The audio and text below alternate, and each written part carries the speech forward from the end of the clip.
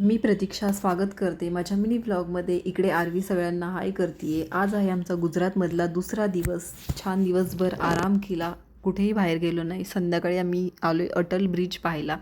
इथे आल्यावरती सगळ्यात आधी आम्ही तिकीट काढून घेतले.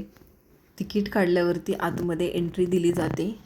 तर बाहेरचा व्ह्यू दाखवते तुम्हाला. रात्री गेल्यामुळे खूप छान दिसत होतं. रात्रीच्या लाईट्समुळे खूप लुक मस्त दिसत होता ब्रिजचा. अशा रंगीबेरंगी लाईट्स लावलेल्या आहेत इथे.